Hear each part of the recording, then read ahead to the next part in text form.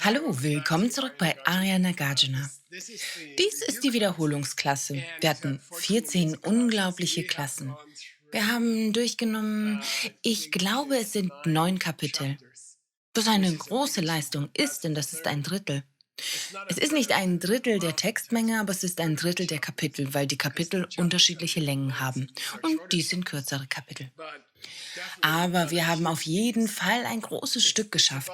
Das sind etwa 20% des gesamten Weisheit-Textes von Nagarjuna. Und der Kommentar von Chöne Lama, was bedeutet, dass es auch der Kommentar von Tsongkhapa ist. Und wir haben große Fortschritte gemacht. Wir haben sehr hart daran gearbeitet. Und ich dachte, lass uns etwas Spaß haben. Lass uns einfach entspannen. Ich habe 7 meiner Freunde hier. Lasst uns einfach über das sprechen, was wir gerade gelernt haben. Und vielleicht wäre es auch lustig für euch zu Hause, uns beim im Dunkeln herumwandern zuzuhören, wie man so sagt. Also, jetzt geht's los. Wir haben mit Kapitel 9 begonnen. Und das nennt man eine Untersuchung darüber, wer zuvor dort gewesen sein könnte. Das ist ein seltsamer Name für ein Kapitel. Es ist eine Untersuchung darüber, wer dort gewesen sein könnte, bevor wir dort ankamen oder so etwas in der Art. Wer vorher dort gewesen sein könnte. Ich werde Bilder zeigen und meine geschätzten Freunde werden raten, worüber wir gesprochen haben mit diesem Bild. Und natürlich werde ich euch Hinweise geben, denn ich habe es achtsam studiert, bevor ich hierher komme, weil ich mich auch nicht erinnern kann. Also jetzt geht's los. Erstes Bild Dr. Pachi. Möchte jemand kurz erklären, was hier los ist? Und ich werde es für die Aufnahme wiederholen. Nur kurz. Was ist hier los? Da ist ein junges Mädchen. Sie hat ein Teleskop. Sie geht nach draußen, um sich die Sterne anzuschauen. Aber bevor sie sich die Sterne ansieht, ist sie eine Astronomin oder nicht? Gut, gut, gut. Was war also zuerst da, die Astronomin oder die Sterne? Das ist ein Scherz, richtig? Ja. Sie kam zuerst heraus, Geschela. Nein, aber sie war noch keine Astronomin. Warum? Sie hat sich die Sterne noch nicht angesehen. Warte, also muss sie sich die Sterne ansehen, bevor sie eine Astronomin ist? Ja, man kann sie nicht Astronomin nennen, bis sie sich die Sterne ansieht. Also waren die Sterne zuerst da, richtig? Und später wurde sie dann zu einer Astronomin. Also kam sie nicht zuerst aus dem Haus, richtig? Seht ihr, das ist das Problem. Wegen der falschen Art, mit der wir die Realität betrachten, sind wir immer verwirrt darüber, wie die Dinge funktionieren. Immer. Sogar wenn nur jemand etwas anschaut, dann verstehen wir es nicht. Und dieses Kapitel war speziell über die Sinneskräfte. Wie sieht man etwas an? Wie hört man etwas? Wie kann man etwas riechen? Wie schmeckt man etwas? Wie fühlt man etwas? Was kommt zuerst? Das Objekt oder das Sehen?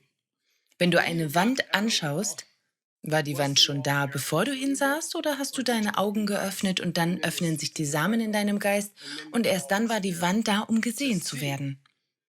Vielleicht ist es also andersherum, als wir denken. Es ist nicht so, dass man die Augen öffnet und eine Wand sieht.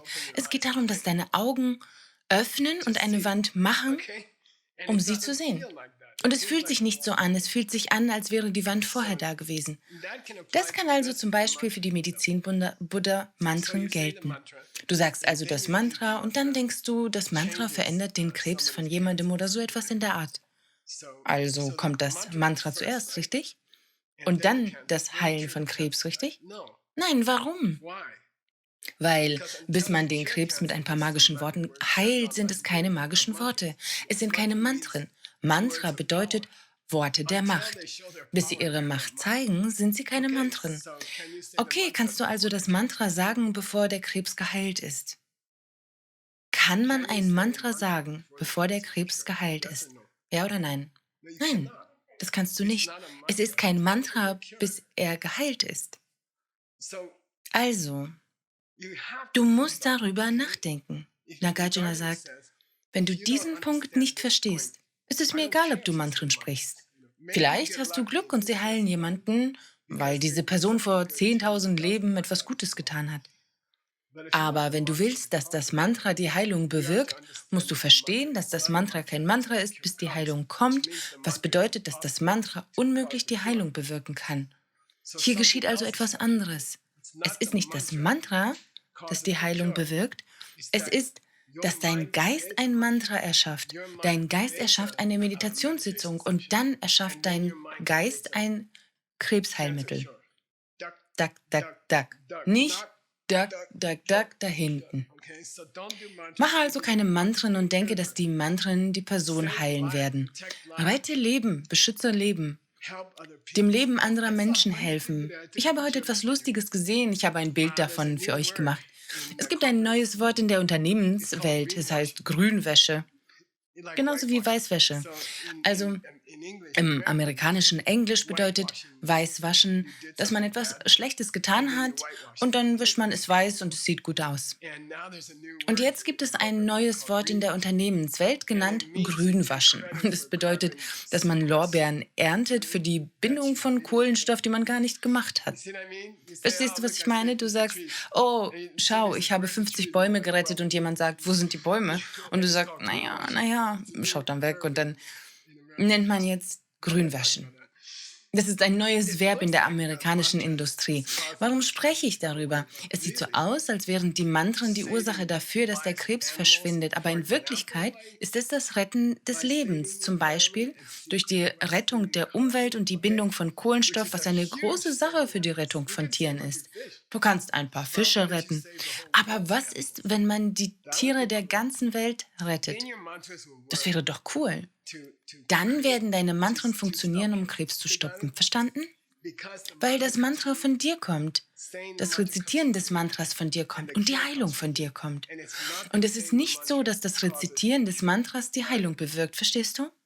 Du musst Leben retten, bevor du das Mantra machst. Oder die Mantren werden nicht funktionieren. Das ist die Leerheit des Mantras. Cool. Das ist übrigens, wie man Heilung erlangt, bevor das Mantra existiert. Okay? Gehen wir zu unserem nächsten Bild. Übrigens, das war... Ich bin froh, dass ihr wusstet, welches Bild das ist. Das hier ist ein schwieriges. Seid ihr bereit? Oh, ich bin beim Falschen. Schauen wir mal hier. Nein, ich glaube, es ist das nächste. Es ist ein Feuer.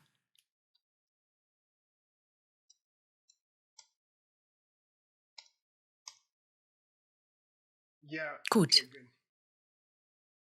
das ist das nächste Bild. Jetzt sind wir bei Kapitel 10. Wie hieß das? Wenn du dir das Bild ansiehst, kannst du es erraten. Eine Untersuchung von Feuer und Brennholz. Jetzt sind wir also beim nächsten Kapitel. Und ich möchte wissen, wie Kapitel 10 mit Kapitel 9 verbunden ist. Für $100.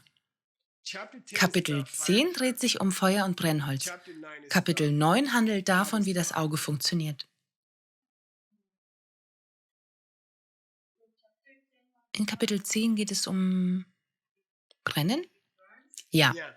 Wie verbrennt das Feuer das Holz? Was ähnlich ist wie... Gibt es eine Astronomin, bevor sie sich die Sterne ansieht? Ja, so ungefähr. Ich gebe dir 75. Also hier kommt es. In Kapitel 9 ging es darum, wie man ein Objekt sehen kann, wie das Subjekt mit dem Objekt interagiert. Kapitel 10, wenn du dich erinnerst, wer hat das Feuer und das Brennholz angesprochen? Der andere Typ, ja. Der andere Kerl, er sagt, schau, Nagarjuna, hör auf, deinen Geist zu überanstrengen. Schau, es ist ganz einfach. Es ist genauso, wie Feuer Holz verbrennt. Die Art und Weise, wie das Auge die Wand sieht, ist die gleiche, wie das Feuer das Holz verbrennt. Warum machst du es so kompliziert? Und dann sagt Nagarjuna, oh, du glaubst nicht, dass es kompliziert ist, wenn man das Holz mit Feuer verbrennt? Lass mich dir ein paar Fragen stellen. Deshalb habe ich dieses Bild von Leuten, die sitzen und was mit dem Feuer machen? Sie schauen auf das Feuer. Ich habe versucht, eine Brücke für dich von Kapitel 9 zu Kapitel 10 zu schlagen. In Kapitel 9 ging es darum, wie du die Wand siehst. In Kapitel 10 geht es darum, was wirklich passiert, wenn Feuer was verbrennt. Welche Art von Holz?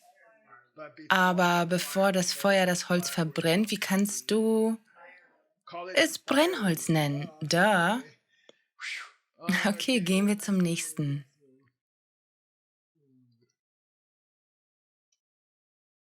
Was ist das nächste? Nun, wir haben hier definitiv ein Problem. Ihr zeigt die Bilder nicht in der gleichen Reihenfolge. Ja, sie sollten in der gleichen Reihenfolge sein.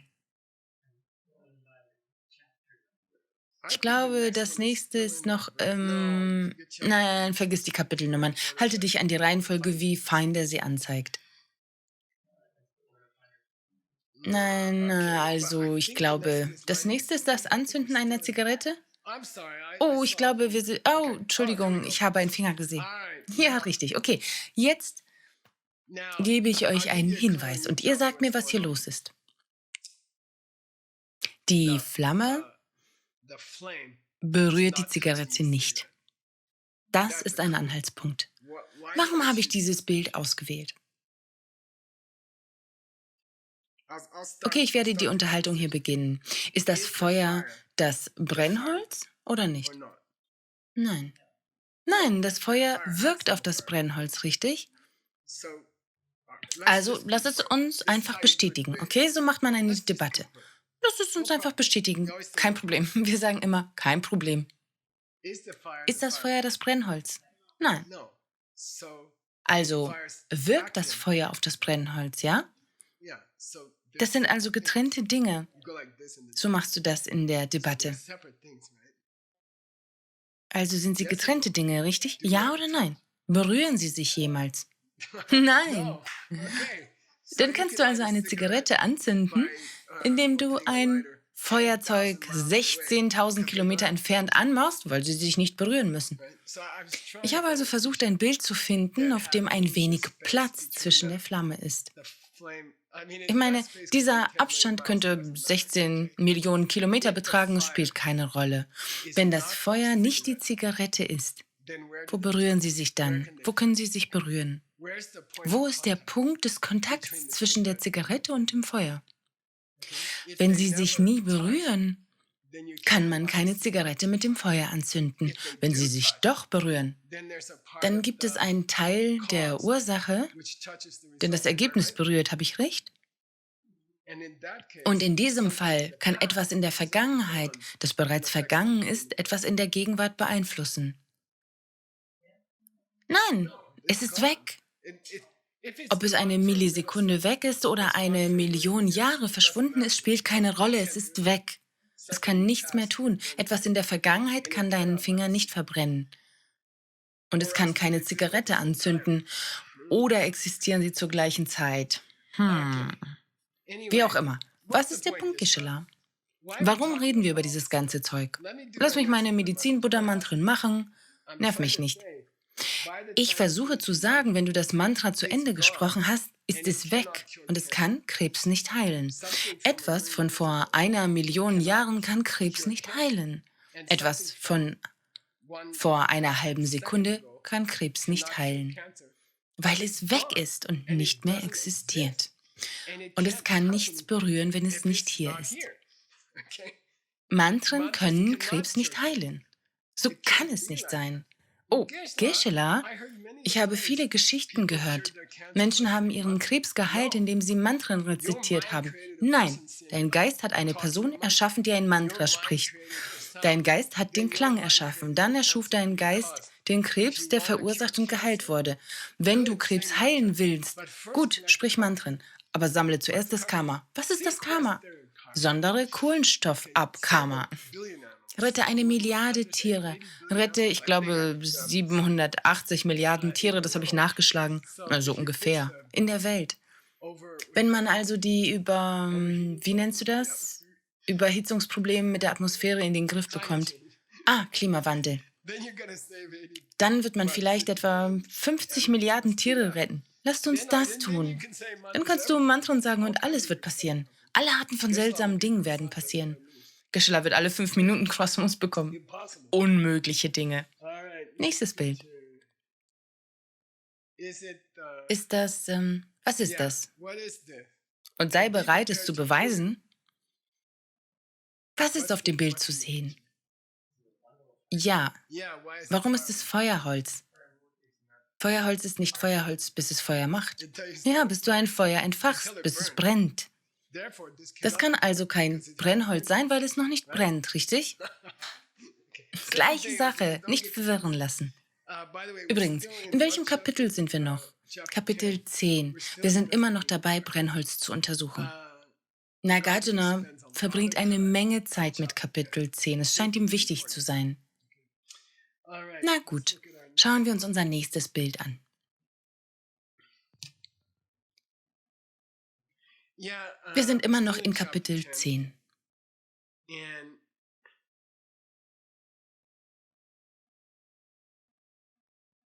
Und wir sprechen von abhängigem Entstehen. Wie lautet die Kurzformel, um abhängiges Entstehen zu beschreiben? Was war das Erste, was Lord Buddha sagte, als er das abhängige Entstehen lehrte? Ja, wenn dies passiert, dann passiert das. Er hat nicht gesagt, dass es 12 Glieder oder jenes Gesetz gibt. Nun, das hat er nicht gesagt. Er sagte, sieh mal, wenn dies passiert, passiert das. Er hat wahrscheinlich so gemacht. Wenn dies passiert, passiert auch das. Kapiert? Das ist abhängiges Entstehen. Okay, später haben sie einen großen Namen damit verbunden. Aber das allererste Mal, als er es erklärte, sagte er, wenn dies passiert, dann wird das passieren. Es ist genau wie das, was deine Mutter immer gesagt hat.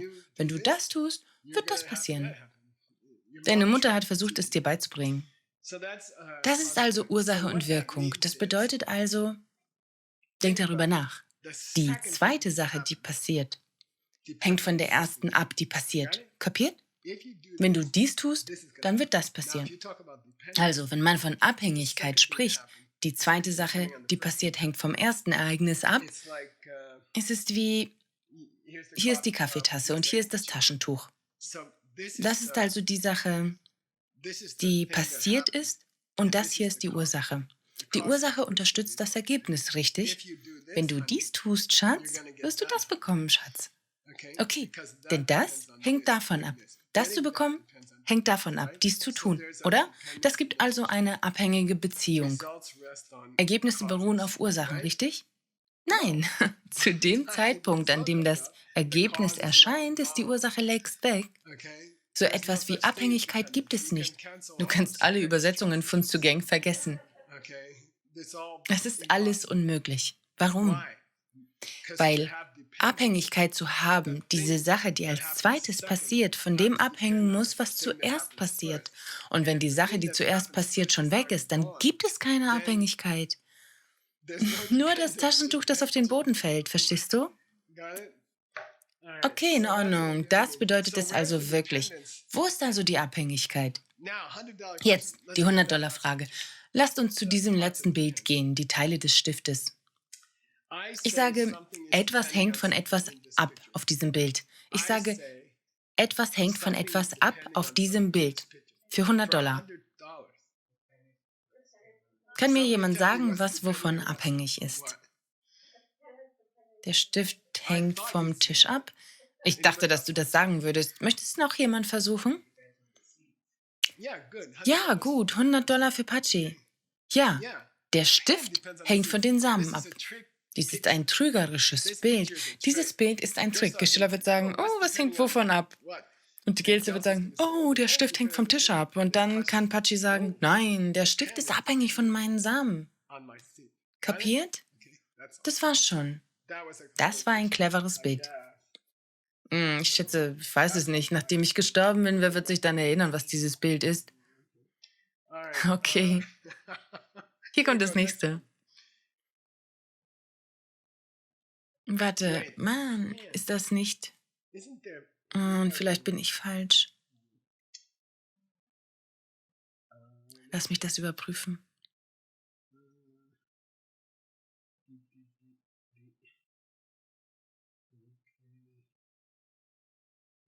Wow, das ist wirklich seltsam.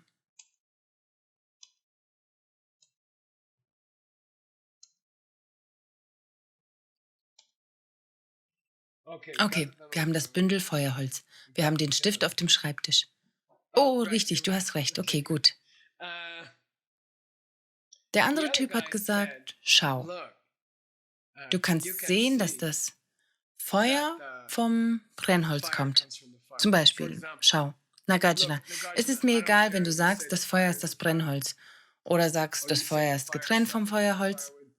Das spielt eigentlich keine Rolle. Wenn man ein Streichholz an trockenes Holz hält, wird es brennen. Nun, es ist mir egal, was für eine Philosophie du hast. Ich kann dein Haus niederbrennen, schau mir zu. Dann kannst du darüber philosophieren. Aber jeder kann sehen, dass wenn man ein Streichholz an trockenes Zeug hält, es brennt. Und dann antwortet Nagarjuna mit diesem Bild. Was ist der Sinn des Bildes?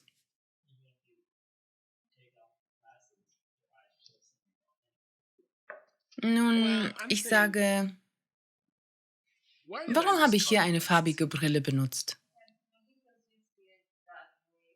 Ja, nur weil du es so siehst, heißt das nicht, dass es richtig ist. Ja, deine Augen deine Ausstattung ist kaputt. Das wäre die Antwort von Nagarjuna. In der Tat, hört euch das an. Alles im Rad des Lebens ist kaputt. Okay, verstehst du das? Und ich habe viele Jahre gebraucht, um das herauszufinden. Wenn etwas gemalt wurde im Rad des Lebens, innerhalb des Rades, innerhalb der Ränder des Rades, ist es gebrochen. Alles dort ist kaputt. Alles. Also, deine Augen, die Nangpa Kirche sind, fünftes Glied. Die Gebäude, leere Gebäude, sie sind kaputt. Sie sind kaputt, deine Augen sind kaputt. Sag mir nicht, Feuer verbrennt Holz, weil ich es sehen kann. Okay, ist alles auf der Welt rosa? Ist mein weißes Telefon rosa? Warum? Warum sagst du das, Geschilla? Weil, wenn du eine rosafarbene Brille trägst, es für dich rosa aussehen wird. Und du hast immer diese Brille auf. Du wurdest mit dieser Sonnenbrille geboren. Und du wirst sie tragen bis zu dem Tag, an dem du stirbst. Du bist mit einem Defekt in deinem Auge gebrochen. Wie lautet das berühmte Beispiel über ein Defekt im Auge? Ja, ein grauer Star, was so viel bedeutet, wie du hast einen Kratzer auf deinem Auge, auf deiner Hornhaut. Und du denkst, dass es etwas gibt, oder du denkst, da ist ein Riss im Porzellan. Siehst du, verstehst du das? Und in Wirklichkeit ist es nur ein Kratzer auf deinem Augapfel. Also, laut dem Buddhismus missversteht dein Geist natürlich alles, aber das Problem ist schlimmer als das. Dein Augapfel ist kaputt. Du siehst die Dinge immer auf die falsche Weise. Wenn du denkst, du siehst, dass ein Streichholz ein Feuer verursacht, oder wenn du denkst, dass ein Mantra Krebs heilt, dann gibt es ein Problem mit deinem Auge. Das ist nicht das, was passiert. Was passiert wirklich, Gisela? Du hast das Leben einer Menge von Tieren gerettet durch, ich weiß nicht, zum Beispiel, indem du einen Wald in Diamond Mountain gepflanzt hast. Dann hat dieser Sauerstoff viele Tiere gerettet und dann hast du Mantren gemacht und du kannst Krebs heilen. Verstehst du? Das ist alles. Wenn Nagarjuna recht hat, müssen wir gut zu Tieren und auch zu Menschen sein. In Ordnung? Das nächste.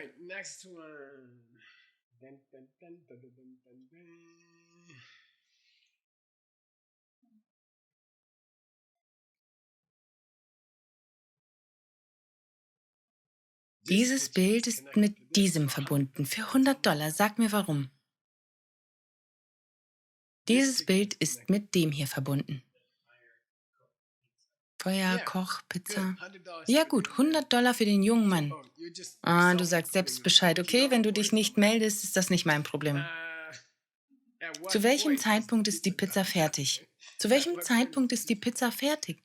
Zu welchem Zeitpunkt?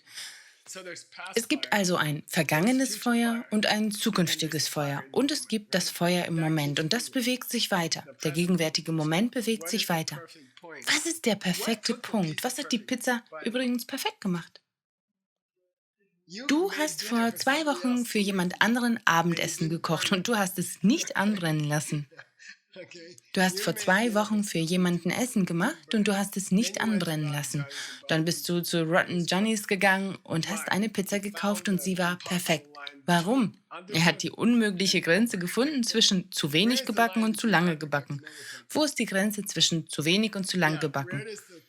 Wo befindet sich der Teil des Raumes, den du bereits betreten hast und trifft den Teil des Raumes, den du noch nicht betreten hast, weil beide nicht da sind. Eins ist schon passiert, eines ist noch nicht passiert. Sie sind nicht da. Wo begegnen sie sich? Sie können sich nirgendwo treffen. Sie sind nicht hier in diesem Raum. Es kommt alles von dir. Wenn du durch eine Tür gehst, was passiert dann wirklich? Ja, kleines Bild, größeres Bild, Türrahmen bilden, kleines Bild, größeres Bild, größeres Bild, kleineres Bild, kleineres Bild. Ich habe mal ein schönes Buch gelesen von Ursula Le Guin. Es ist eine Kurzgeschichte. Sie handelt von einem Baum, der sich überarbeitet hat. Warum? Es ist ein sehr alter Baum. Es ist ein 500 Jahre alter Baum.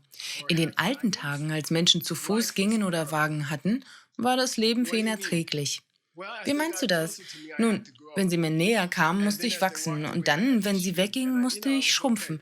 Und weißt du, das war okay, aber für mich jetzt mit 120 Kilometern pro Stunde, wie zum Teufel erwarten sie, dass ich wachsen und in einer Zehntelsekunde wieder schrumpfen kann? Es ist zu anstrengend. Der Baum hat sich darüber beschwert. Ich muss wachsen, wenn sie näher kommen und ich muss wirklich schnell schrumpfen, wenn sie wegfahren. Es ist zu viel, es ist viel zu schnell. Das ist es, was wirklich passiert. Danke, Baum.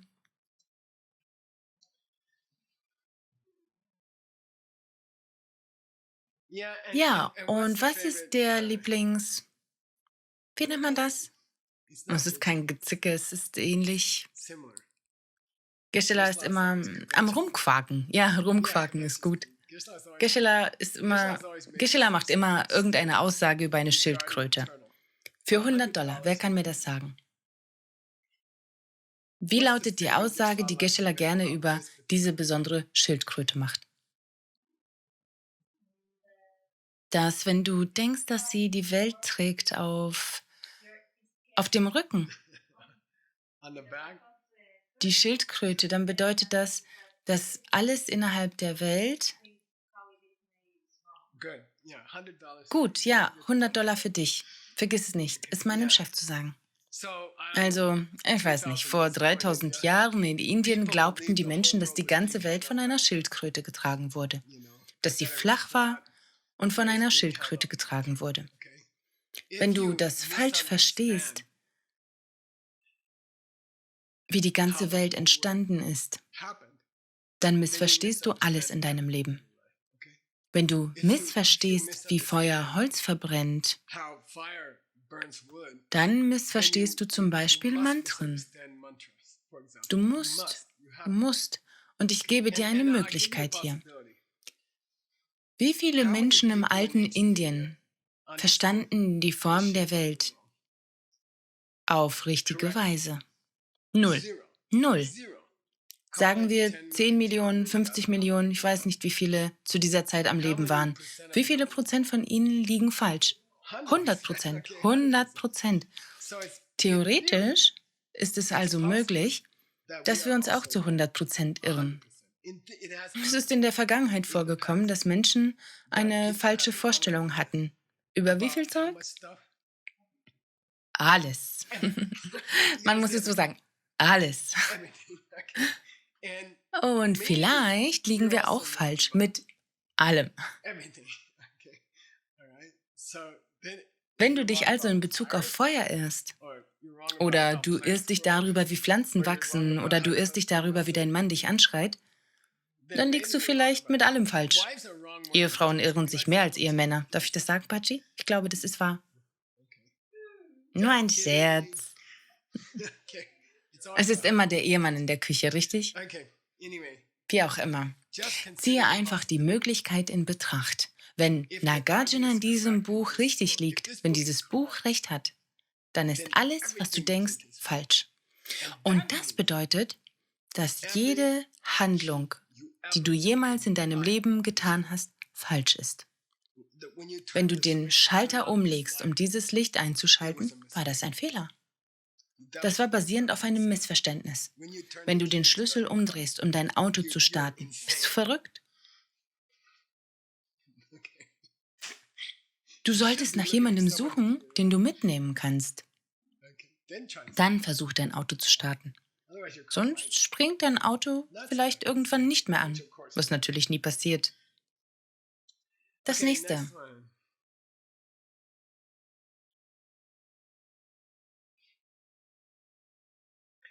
Dieses Bild, nebenbei bemerkt, wir sind jetzt bei Kapitel 11. Dies ist also das dritte Kapitel, an dem wir gearbeitet haben. Übrigens, nicht jede Klasse war ein eigenes Kapitel. Einige Kapitel haben mehr als eine Klasse beansprucht. Aber wir haben Kapitel 11 gemacht. Kapitel 11 nennt man eine Untersuchung eines ersten Anfangs und eines endgültigen Endes der Dinge. Gibt es einen ersten Anfang und gibt es ein endgültiges Ende der Dinge? Als sie Lord Buddha fragten, hatte Sansara einen Anfang? Hat Sansara ein Ende? Was hat er gesagt? Ja, was sagt ihr dazu? Ja, aber dann, wie lautete die Frage? Sie sagten nicht, ist da. Sie sagten, ja, es ist für dich offensichtlich? Nüngpa, ist das für dich offensichtlich? Und so soll dieses Bild beschreiben, okay, wenn du mich fragst, hat alles einen Anfang. Kann ich dir auf zwei Ebenen antworten? Wenn du mich fragst, hat alles einen Anfang.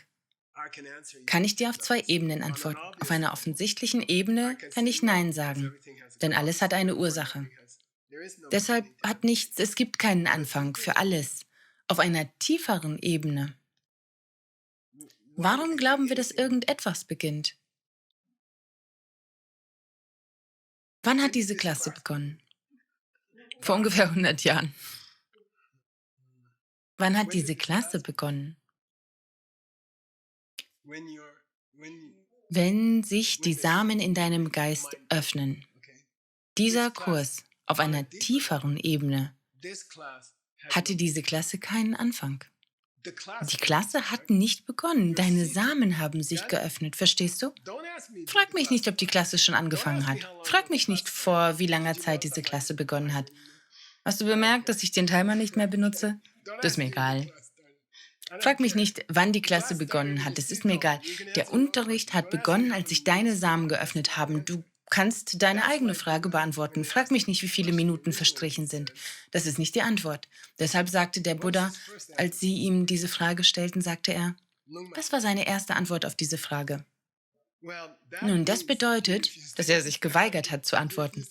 Stellt keine dummen Fragen. Hey, Geschilla, um wie viel Uhr hat die Klasse begonnen? Vor wie vielen Minuten hat der Unterricht begonnen? Stell mir keine dummen Fragen. Warum ist das eine dumme Frage? Sie begannen, als sich deine Samen öffneten, verstehst du? Gib mir nicht die Schuld, du hast die Klasse erschaffen. Es ist dein Problem. Wenn es zu lange dauert, ist das deine Schuld. Geh auf die Toilette und schreie den Spiegel an. Das ist das DCI. Wahrscheinlich muss ich jetzt eine Provision an DCI zahlen. Okay, nur ein Scherz. Was kommt als nächstes?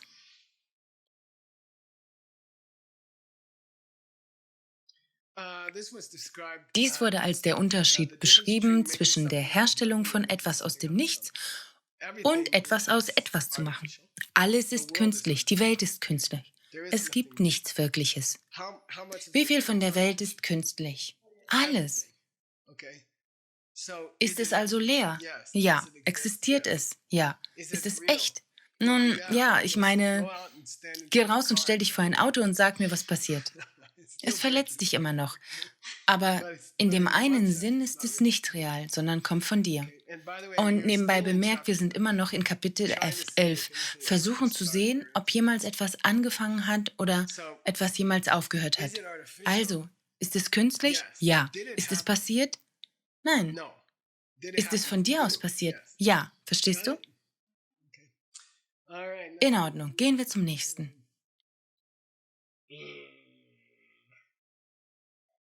Wir gehen jetzt zu Kapitel 12 über, das ich mir merken werde, und ich werde dich daran erinnern, eine Untersuchung darüber war, ob Schmerz durch Schmerz erzeugt wurde oder durch etwas anderes.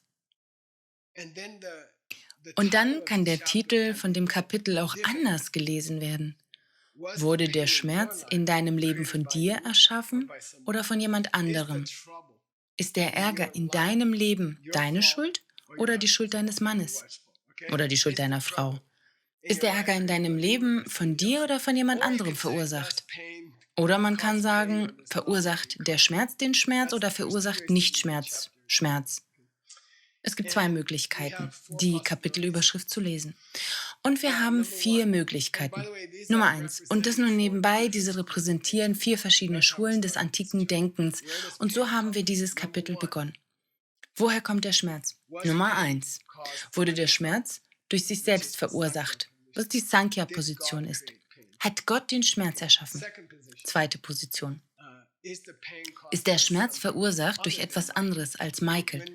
Wenn Michael einen Kaktus anfasst und Schmerzen hat, hat etwas außerhalb von Michael verletzt? Ja, das kann man so sagen. War es beides? Sowohl Gott als auch etwas anderes. Ja, Jains sagen das. Es gibt eine Religion in Indien, die das sagt. Und dann ist es einfach passiert und niemand hat es geschehen lassen? Das ist eine Position der Charvakas. Das ist eine bestimmte Schule im alten Indien, die nicht an Karma glauben. Das sind also 4 Möglichkeiten. Normalerweise sagen wir, Schmerz wird verursacht durch etwas anderes als mich. Wie der Kaktus, der verursacht hat. Der Kaktus hat meinen Finger verletzt. Lass uns zum nächsten gehen. Nun,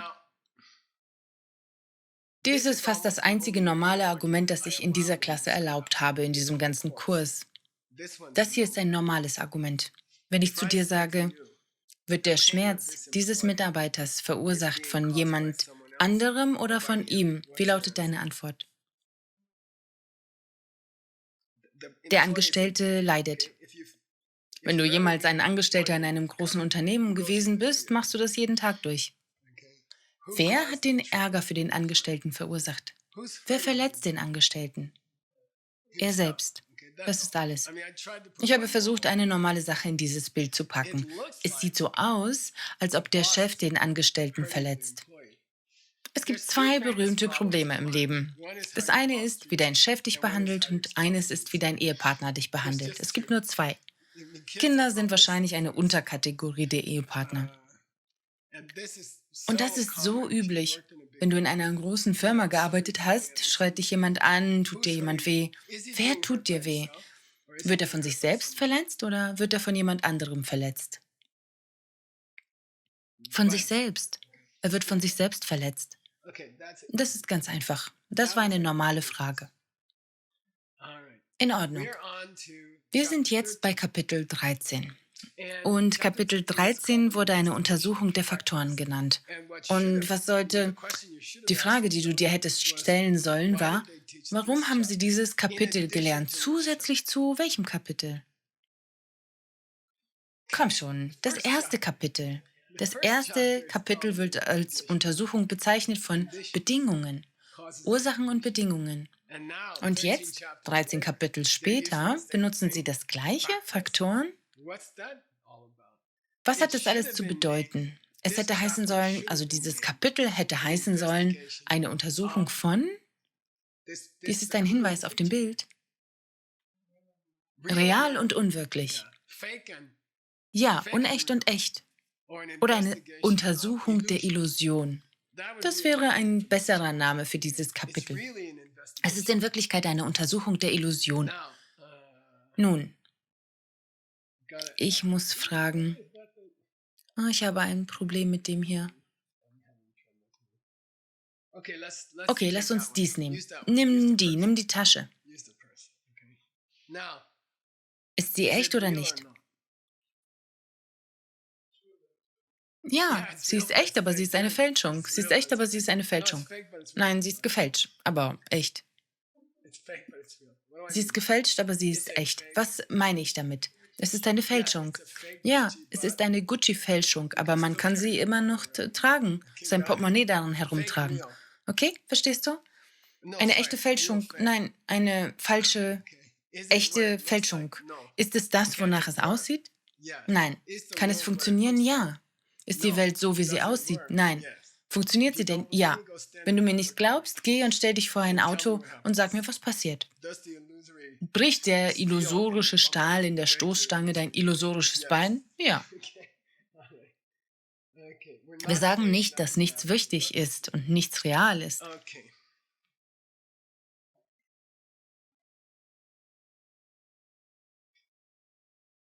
Der Typ.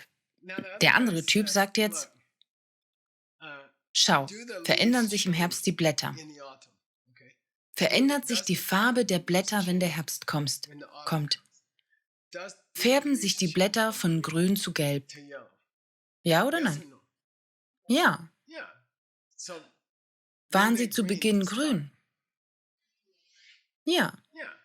Also hatten sie eine Identität, als wir angefangen haben? Waren sie grün? Sind grüne Blätter grün? Ja, also sie haben eine Natur, sie sind grün. Wenn sie nicht eine grüne Natur hätten, wie könnten sie dann zu einer anderen Farbe wechseln? Wenn sie nicht grün wären, wie könnten sie dann gelb werden? Verstanden? Das ist eine berechtigte Frage. Wenn sie an sich nicht grün wären, warum sagst du dann, dass sie gelb geworden sind? Okay? Jetzt kommt das nächste Argument. Übrigens, wir sagen, wenn sie grün wären, hätten sie nie zu gelb gewechselt. Das ist alles. Dein Argument beweist, dass du falsch liegst.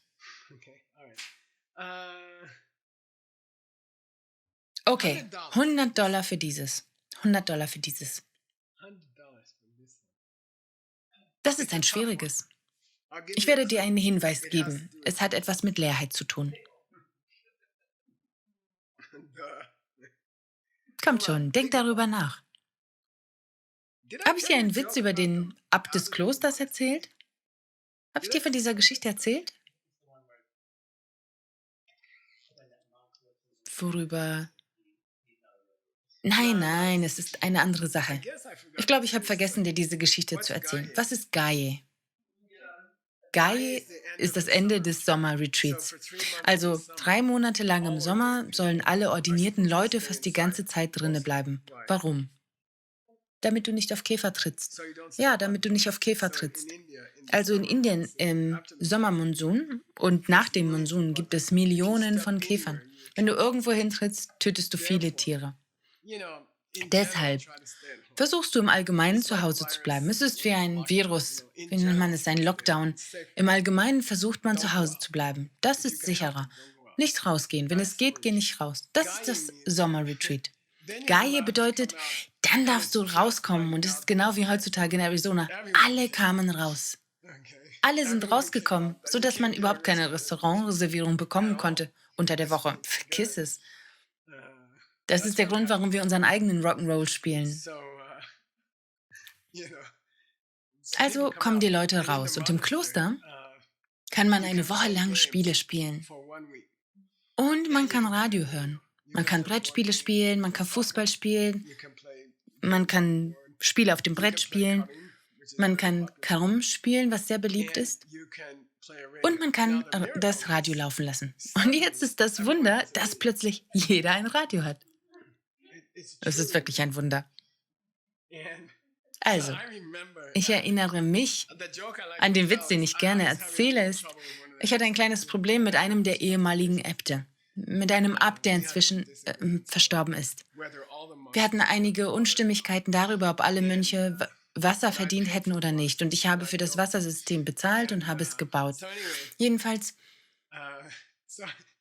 bin ich auf diese Weise dann sein bester Freund geworden. Ich ging in sein Zimmer, um ein Gespräch mit ihm zu führen. Und es war Gaye. Und hier ist dieser sehr steife Abt. Auf dem Boden sitzend, auf dem Boden liegend, seine Roben überall verteilt. Und er spielt ein Brettspiel mit einem der jungen Mönche. Und ich sagte, das kam so aus meinem Mund. Sag Mela. Entschuldigung, Chöla. Meshona. Tekade. Chöla. Meshona. Tikai. Oh, was zum Teufel? Wenn Wasser Feuer fängt, was werden wir dann tun? Wie wirst du es löschen? Verstehst du? Wenn der Kerl, der dafür verantwortlich ist, sicherzustellen, dass die Kinder im Kloster keine Spiele spielen mit einem der Kinder spielt, wen soll ich dann anrufen, um es zu melden? Das ist doch er. Das hat mich bei diesem Typen wirklich beliebt gemacht. Warum erwähne ich das? Je älter man wird, desto mehr Geschichten hat man, richtig? Ich gebe dir einen Hinweis, es geht um die Leerheit. Ich sage es dir besser, sonst werden wir den Kurs nie beenden. Wenn du ein Buddhist bist und wenn du Leerheit studierst und während du Leerheit studierst und du den Instinkt hast, dass die Leerheit aus sich selbst herauskommt, hast du das einzige Gegenmittel auf der Welt zerstört. Ein ungebildeter Buddhist ist gefährlicher als jeder andere. Ein falsch ausgebildeter Buddhist ist eine wirklich gefährliche Sache. Ein Buddhist, der Mantren benutzt, der nicht versteht, warum das Mantra funktioniert, ist gefährlich, weil sie umhergehen und etwas verkaufen, das nicht funktioniert. Es ist wie eine Person, die Feuerlöscher verkauft, die nicht funktioniert.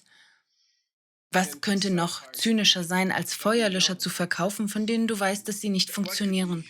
Was könnte noch grausamer sein, als 100 Feuerlöscher zu verkaufen? Und dann fängt der Laden Feuer und sie funktionieren nicht. In gewisser Weise müssen wir uns selbst beibringen, was Leerheit ist. Denn wenn du Leerheit missverstehst, wird es niemals für dich funktionieren. Und dann wirst du immer leiden. Verstehst du das? Und dasselbe mit Mantren. Wenn das Wasser Feuer fängt, wenn die Leerheit aus sich selbst heraus, wenn du denkst, die Leerheit aus sich selbst heraus existiert, dann haben wir ein Problem. Dann können wir nichts reparieren, kapiert? Ich weiß nicht, ob du dich an das hier erinnerst. Ich erinnere mich nicht, ob ich es euch wirklich eingebläut habe. Ich glaube, wir haben einige Bilder übersprungen. Wir sind in einem neuen Kapitel 14 über Sansarga. Meine Sanskrit-Expertin ist gerade auf die Toilette gegangen. Was ist Sansarga? Es bedeutet Kontakt, Kontakt zwischen Dingen. Wie berühren sich die Dinge gegenseitig? Es fühlt sich richtigerweise so an, als ob eine Menge bei Nagarjuna von dieser Frage abhängt. Kann etwas ein anderes Ding berühren?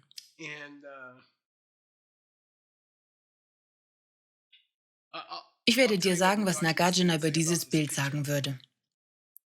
Wenn du Geld so sehr willst, dass du jemanden verletzen würdest, um es zu bekommen, kannst du das nicht anfassen. Wenn du Geld so sehr willst, dass du mit jemand anderem konkurrieren würdest, um das Geld zu bekommen, dann wirst du es nie anfassen. Das Geld kann deine Hand nicht berühren. Bedeutet das, dass man Geld nicht halten kann? Nein, es bedeutet nur, dass das Geld unwirklich ist. Warum? Es sieht so aus, als hättest du es bekommen, indem du es genommen hast. Aber das hast du nicht. Du hast es bekommen, indem du großzügig warst. Du hast es bekommen, indem du letzte Woche an den Club de Oro gespendet hast. Das Geld, von dem du glaubst, dass du es gestohlen hast, ist nicht das Geld, das du gestohlen hast. Das ist das Geld, das du bekommen hast, weil du letzte Woche gespendet hast. Verstanden? Sie hat kein Geld in ihren Händen, weil sie denkt, dass es vom Stehlen kommt. Aber daher kommt es nicht. Das kann es nicht. Okay, das nächste.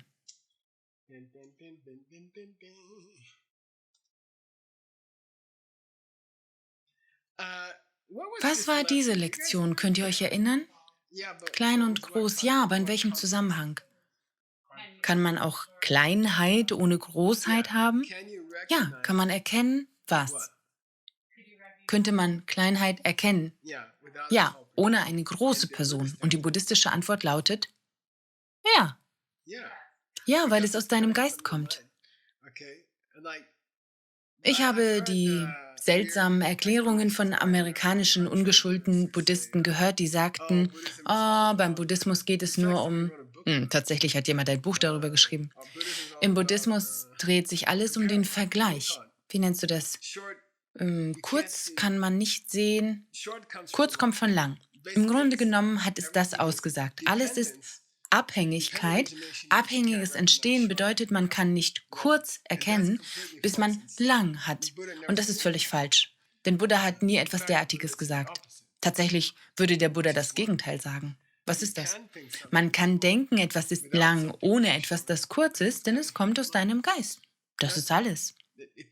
Es hängt nicht von zwei äußeren Objekten ab, die man vergleicht. Das ist nicht der Grund für ein Kurz. Das Kurz kommt aus deinem Kopf. Du kannst viele Kurze haben, ohne lange, überall. Und du kannst diese Bücher finden, das ist erstaunlich. Das nächste. Ich weiß nicht, ob du dich erinnerst, aber lass uns zum einfachsten Beispiel zurückkehren. Es gibt einen Teil des Pfades, den du schon gegangen bist. Es gibt einen Teil des Weges, den du noch nicht erreicht hast. Und es gibt einen Teil des Weges dazwischen. Ist der Teil des Weges, übrigens geht es in diesem Kapitel um Sansarga, was Kontakt bedeutet. Kann der Teil des Pfades, auf dem du bereits gegangen bist, jemals Kontakt herstellen mit dem Teil des Pfades, den du beschreiten wirst? Ja, kann nicht.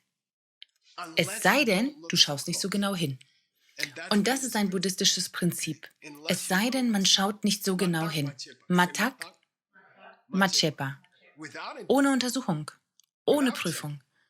Ich meine, wenn du dir Sorgen machst, wenn du versuchst, zurückzufahren nach Rimrock heute Nachmittag, damit du rechtzeitig deinen Mittagsschlaf halten kannst, und du sitzt da und machst dir Sorgen darüber, welchen Teil der Straße du schon gefahren bist, welchen Teil der Straße du nicht befahren hast, dann wirst du einen Autounfall haben. Du wirst nie nach Hause kommen.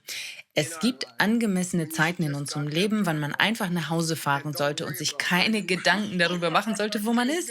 Du wirst sonst einen Autounfall haben. Es heißt also Matak Machepa.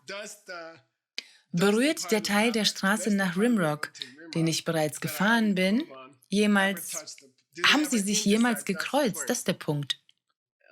Jemals den Teil der Straße berührt, den ich noch nicht gefahren bin. Schau, es gibt Zeiten im Leben, in denen man sich keine Gedanken darüber machen will. Nur nicht in den Verkehr geraten in den Osterferien und krache mit jemandem zusammen. Wenn du nach Hause kommst, vor deinem Nickerchen kannst du darüber nachdenken. Matak Pachepa bedeutet, überschneiden sie sich. Ja, wenn man nicht zu genau hinsieht. Wenn man es nicht zu genau ansieht. Sehr berühmter buddhistischer Grundsatz. Soll ich mein Mantra machen oder sollte ich keine Mantren machen? Schau, entspann dich und mach deine Mantren. Aber sie funktionieren nicht. Ja, ich weiß, dass sie nicht funktionieren, aber sie werden funktionieren. Sei einfach nett zu den Leuten und dein Mantra wird funktionieren. Ah, okay, ich muss nicht mit meinen Mantren aufhören. Geshe-la hat nie gesagt, mach keine Mantren. Geshe-la sagte, mach Mantren mit Weisheit und dann wirken sie. Ja, aber wenn ich keine Weisheit habe, kann ich dann trotzdem meine Mantren machen. Ja, wird es mir helfen? Ja, deine Absicht ist sehr machtvoll. Mach weiter, aber versuche später zu lernen, warum sie funktionieren. Darum geht es in diesem Buch. Das ist übrigens das berühmteste Buch darüber, warum Mantren funktionieren. In der Tat war der Autor der höchste Tantriker in der indischen Geschichte. Da, vielleicht gibt es eine Verbindung. 8000 Seiten an Büchern über seine Vorstellungen von Tantra. Vielleicht wusste er, wovon er sprach. Okay, was ist das nächste Bild? Erzähl mir doch mal die Geschichte. Die echte Sahne. Ja, komm, erzähl mir diese Geschichte. Komm schon, zwing mich nicht, die Geschichte zu wiederholen. Geshe-la hat früher sein Lama gefahren. Ja, Geshe-la hat sein Lama gefahren. 20 Jahre lang. Jeden Monat 500 Mal, ja, ja. Einmal haben wir bei Howard Johnson angehalten, neben der Delaware-Brücke. Wahrscheinlich müssen wir dort eine Gedecktafel anbringen. Und Rinpoche sagte, sag der Dame, ich will diese künstliche Sahne nicht. Was bedeutet, wenn sie hergestellt wird, ist sie nicht natürlich. Wir schaffen die Welt. Es ist sehr ähnlich wie Sahnepulver im Gegensatz zu echter Sahne. Ob es funktioniert? Nun, das ist eine Frage. Nächstes Bild. Übrigens, wir sind jetzt bei Kapitel 15 angelangt mit dem Titel Eine Untersuchung von Rangshin. Für 100 Mäuse, Tim, gib mir eine schöne Übersetzung für Rangshin in diesem Fall. Das heißt, es ist nicht der, den du normalerweise kennst. Es ist nicht, oh, ich hätte es fast für dich gesagt. Es bedeutet in diesem Fall nicht Natur. Ich meine, es gibt ein besseres Wort, das man benutzen könnte. Nun, was ist in der selbst existierenden Natur? Gib mir das Wort. Wir haben ein besseres Wort gefunden. Tatsächlich werde ich meine Übersetzung ändern. Ja, wie auch immer. Identität. Haben Dinge eine Identität? Haben sie eine natürliche Identität? Und das erste Beispiel, das wir haben, ist, kann mir jemand das Beispiel erklären? Ist das übrigens das letzte Bild? Nein, nein, wir haben noch ein paar mehr. Was passiert hier gerade? Zwei Ehemänner. Zwei Möglichkeiten herunterzufallen in der Küche. Wenn du deinen Streit mit deinem Mann hast, gibt es zwei Extreme, in die man fallen kann. Das erste, das ist das, von dem alle runterfallen. Was ist das häufigste Missverständnis, wenn du einen Streit mit deinem Mann hast? Das kommt nicht von mir. Ich weiß nicht, was heute mit ihm los ist. Er ist hungrig, er hatte einen schlechten Tag, es war viel Verkehr. Du findest all diese Gründe, warum er gemein zu dir ist. Das ist ein Extrem. Er kommt von seiner eigenen Seite. In das zweite Extrem fallen nur noch schlecht ausgebildete Buddhisten. Ja, wenn er nicht von seiner Seite aus kommt, man muss immer wenn sagen, wenn er nicht von seiner Seite aus kommt, dann existiert er nicht. Maya, Illusion, er ist überhaupt nicht da. Wenn das Mantra nicht existiert, so wie ich dachte, dass es existiert, gibt es kein Mantra. Wenn das Mantra nicht funktioniert, so wie ich dachte, dass es funktioniert, gibt es kein Mantra. Dann bist du von beiden Seiten der Brücke gefallen. Was ist die richtige Haltung gegenüber dem Mantra? Es funktioniert, aber nur, wenn ich es geladen habe. Wenn ich versucht habe, Leben zu schützen. Wenn ich versuche, Leben zu schützen. Ja, wenn ich es wie einen Hefter auflade. Gute Antworten. Bleibt dran, wir sind fast fertig. Haltet durch. Das nächste Kapitel ist 16. Übrigens, wir kommen nur bis 17 und dann sind wir fertig. Yay! Das nennt sich eine Untersuchung der Fesselung und Freiheit von Fesseln. Angekettet und die Ketten zerbrechen. Wie Schwarzenegger. Und dieses Bild wurde genannt Entfernen der Handschellen von einem Niemand. Und das bedeutet, wer ist da an was gekettet? Ich bin angekettet an oder mein Körper und mein Geist. Ich bin an einen sterblichen Körper gekettet. Je älter man wird, desto ernster wird es. Wenn man jünger ist, ist es ja in Ordnung. Aber wenn du später, der Körper fällt auseinander und dann merkt man, dass man an ihn gekettet ist. Man kann nicht davon loskommen. Und dein Geist auch. Du bist an deinen Geist gekettet und keines von beidem ist gesund. Sie fallen auseinander und du kannst nicht entkommen, du bist daran gekettet. Dann sagt Nagarjuna, nein, das, was du denkst, an das du gekettet bist, ist nicht real. Du bist an etwas angekettet, das du produzierst. Du bist an etwas angekettet, das du alt werden siehst, weil du dich nicht um deine Samen gekümmert hast. Also kümmere dich einfach um deine Samen und du wirst nicht mehr angekettet sein. Das ist die Freiheit von der Fesselung. Das nächste, Leute. Dies ist Kapitel 17. Yay, wir haben das letzte Kapitel erreicht. Das Kapitel über die Untersuchung von Karma. Das ist ein langes Kapitel. Wir haben ein paar Stunden damit verbracht, 2 oder 3 Stunden. Dies stellt Chetana und Chetayitva dar. Ja, Karma in Form von Absicht und dann, was du getan hast. Entweder gute oder schlechte Absicht. Als Buddha Karma lehrte, das ist interessant, ich glaube, dass Nagarjuna zuerst über Karma spricht, im Zusammenhang mit Denken und das zu tun, was man zu tun gedachte. Er sagt nicht 10 Arten von Taten oder etwas Ähnliches. Er sagt, alles Karma ist unterteilt in was du denkst und was du zu tun gedenkst. Das ist was ist die Schule? Abhidharma. Warum ist er so auf Abhidharma fixiert? Die anderen Schulen gab es noch nicht. Noch keine nur Geistschule, noch keine Sautrantika-Schule. Er ist früh dran, das Zeug ist alt. Dieses Zeug ist 2000 Jahre alt. Die Tatsache, dass man es lesen kann, 100 Generationen später, das ist schon was. Das sagt etwas über die Abstammungslinie aus. Die Abstammungslinie ist erhalten geblieben. Das ist sehr schön. Normalerweise kann man nicht einmal mit seinen Eltern reden. Nein, ich meine, multipliziere das mal 100. Es ist ein Wunder, dass wir dieses Ding lesen können. Es sagt wirklich etwas über die Abstammungslinie. Es sagt etwas aus über die Funktion der Abstammungslinie.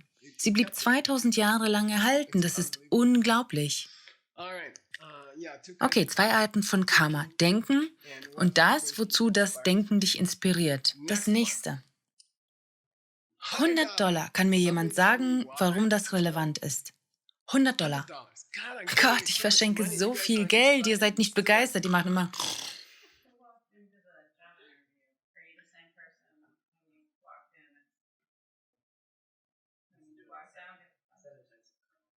Kannst du das wiederholen?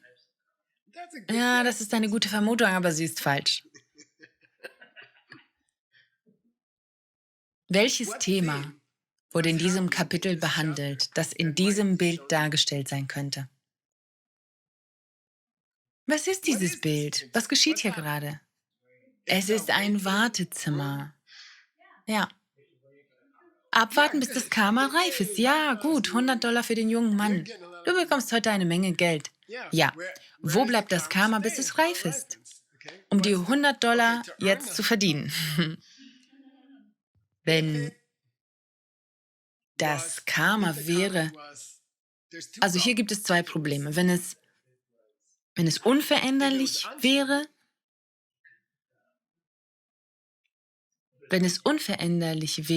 würde es nicht in der Lage sein zu produzieren. Ja, es könnte nichts passieren. Und wenn es sich ändern würde, wenn es existiert und dann wieder nicht, wie kann es dann aufrechterhalten werden? Wie kann es reifen? Wie wartet Karma, bis es sich öffnet? Das ist ein großes Thema. Und das hilft bei der Beantwortung der nächsten Frage für $100. Das nächste Bild hilft, die Frage zu beantworten.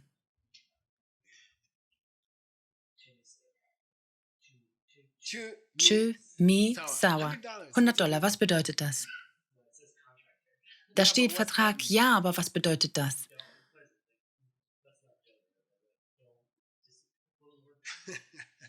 Hey, werdet euch klar darüber und dann könnt ihr das Geld teilen. Du musst ein Chimizawa haben.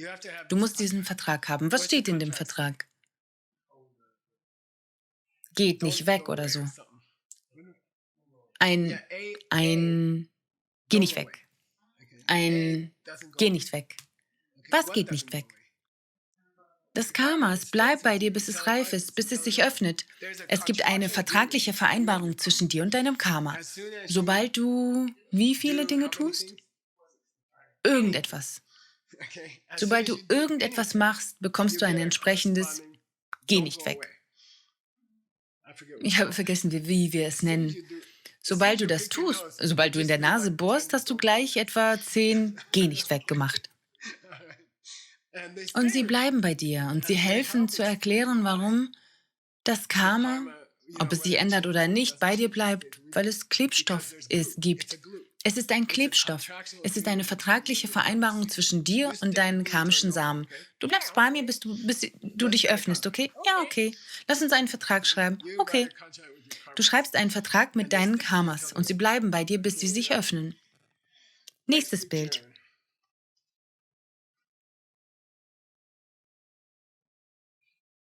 Etwas Faules macht etwas anderes faul. Es hatte mit der ersten Arya-Wahrheit zu tun und der zweiten Arya-Wahrheit. Die zweite Arya-Wahrheit hat 2 Teile. Die erste Arya-Wahrheit ist die Wahrheit des Leidens. Das Geld wird weniger, weniger, weniger. Es gibt 2 Teile, Karma und... Ja, Karma und negative Emotionen. Wenn die Ursache beschissen ist, dann ist auch das Ergebnis beschissen. Wenn der Apfel faul ist, dann wird der Apfelkuchen, den man aus ihm macht, schlecht schmecken. Was soll das bedeuten, wenn das Karma und die negativen Emotionen unrein sind, bedeutet gut, selbstexistent. Wie könnten sie ein reines Ergebnis erzielen? Wie kann man ein wechselndes Ergebnis erhalten von einer unveränderlichen Handlung, wenn die Handlung nicht leer wäre? Dann wäre die Handlung, wenn die Handlung eine Identität hätte, dann könnte sie sich nicht ändern. Und wenn es trotzdem ein Ergebnis erzeugen würde, wäre das Leben seltsam. Dann müsstest du wirklich super vorsichtig sein, weil die Ergebnisse auftauchen würden, ohne dass du etwas tust. Und selbst in der normalen Welt werden sie sich beschweren, wenn man Wassermelonen, nein, Kopfsalat überall im Garten wächst, den du nicht gepflanzt hast. Selbst in der normalen Welt sagen die Leute, dass etwas seltsam ist. Verstehst du? Ich glaube, wir haben noch ein Bild übrig. Nein? Ist das das letzte Bild? Okay, haben wir die letzte Sache gemacht? Oh, wir haben das Bild vom Film nicht gemacht. Lass uns das machen. Ich werde es erklären und wir machen dann Schluss für heute. Okay, ihr könnt hier etwas Geld verdienen. $300, letzte Sache, letzter Teil des Kurses. Dann sind wir frei. Dann kann Opa nach Hause gehen und ein Nickerchen machen. Oder 20 Meetings haben. Für $300. Ich werde dir sagen, worum es auf dem Bild ging. Das Bild handelte von... Ist dir klar, dass dieses Bild, wie nennt man das, ein Skript ist? Das Bild ist nicht echt. Jemand hat jemanden dafür bezahlt, zu kommen und dort zu stehen, damit sie ein Foto machen konnten, wie sie einen Film machen. Es ist also alles gefälscht. Dieses Bild ist gefälscht. Jemand hat jemanden bezahlt, um so zu tun, als würden sie einen Film machen. Und der Film ist auch nur ein Vorwand. Kapiert? Ist das nicht ein cleveres Bild? Komm schon, gib mir etwas Anerkennung. Okay, jetzt hör zu. Das ist kein Bild von Leuten, die einen Film machen. Es ist alles gefälscht. Jemand hat sie bezahlt, um zu kommen und dort zu stehen. Sie haben ein Foto gemacht und mir haben sie $5 für dieses Bild berechnet, weil es eine Fälschung ist. Es ist ein gefälschtes Bild von jemandem, der ein gefälschtes Bild macht. Für $300 sagt mir die Verbindung zum letzten Teil des Stoffs, den wir studieren. Das letzte? Was ist das letzte, worüber wir gesprochen haben, in der letzten Klasse? Ja, aber was war das für ein Beispiel? Komm schon. Ah, nee, es ist ein anderer Apfel. Junge, das ist ein Kurzzeitgedächtnis. Über welchen Apfel haben wir in der letzten Stunde gesprochen? Am Ende der letzten Stunde. Wiederhol das? Als ob es Fiktion wäre. Nein, über welchen Apfel haben wir gesprochen? Einfluss. Wir haben über einen Apfelbaum gesprochen. Apfelbaum. Die Emanation? Ja, ja, mach weiter. Du wirst 300 Mäuse verdienen. Mach weiter, mach weiter. Da war ein Baum, eine Emanation von Buddha. Ist es der Buddha? Nein, es ist nicht wirklich Buddha, weil man Buddha nicht besteigen kann und seinen Äpfel pflücken kann. Ja, was ist dann passiert? Was hat der Baum gemacht? Er hat einen Apfel gemacht. Und was hat der Apfel gemacht? Einen Wurm. Wie viele echte Bäume, Äpfel und Würmer gibt es? Null. Warum ist das relevant für eine Diskussion über Karma? Du hast bereits $300, aber jemand kann dir helfen. Warum reden wir darüber? Der andere Kerl sagte, schau, wenn es gefälscht ist, ist es kein Karma und das Ergebnis. Und wir sagten, alle Ergebnisse des Karmas sind gefälscht. Komm schon, du willst mir sagen, Buddha kann emanieren? Das ist doch eine Fälschung, aber es ist wahr, nicht wahr? Du kannst auf den Baum klettern, du kannst den Apfel essen. Deshalb ist der Wurm da. Was repräsentieren der Baum, der Apfel und der Wurm für das Karma? Was sind die 3 Dinge, die im Karma vor sich gehen? Ähnlich wie der Weg, den du noch nicht gegangen bist, ähnlich wie der Weg, den du gegangen bist, ähnlich wie die unmögliche Linie zwischen ihnen. Jemand tut etwas, es geht weiter und dann öffnet es sich. Verstanden? Cool. Es ist alles unwirklich, aber du kannst es benutzen. Es ist alles unwirklich, aber du kannst es benutzen. Das ist alles. Wenn du das Medizin-Buddha-Mantra machst und du verursachst und du heilst den Krebs von jemandem, das ist durchaus möglich, aber nur, wenn es leer ist. Nur, wenn die Energie des Mantras von der Rettung des Lebens kommt, vom Respekt allen Lebens auf diesem Planeten. Dann gibt er dem Mantra Kraft.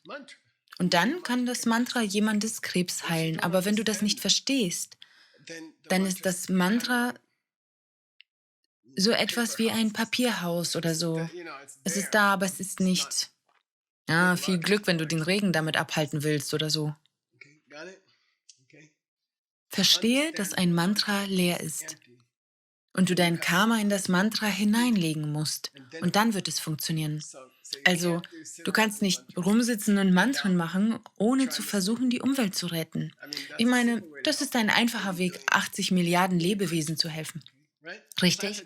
Pflanze einen Baum, dann mach deine Mantras. Juhu, das wäre ein echter Baum. Danke, dass du zum Nagarjuna-Kurs gekommen bist. Ich möchte mich bei Tim bedanken für, ach, ich weiß nicht, mein Gott.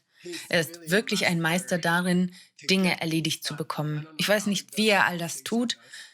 Was er tut, es ist eine Art, er muss eine Emanation sein. Und Pachi und Pau, danke, dass ihr aus Mexiko gekommen seid und uns beim Filmen geholfen habt. Und es macht auch Spaß. Es macht viel mehr Spaß für mich, wenn ich mehr Freunde hier habe. Danke, Rebecca, dass du auch aus Los Angeles gekommen bist, um bei der ganzen Sache zu helfen, mit deinen großartigen cinematischen und fotografischen Fähigkeiten. Danke, Venerable Ellie, dass du mich hierher gefahren hast und alle meine Rechnungen bezahlt hast, besonders die Rechnungen für meine Studentenwetten.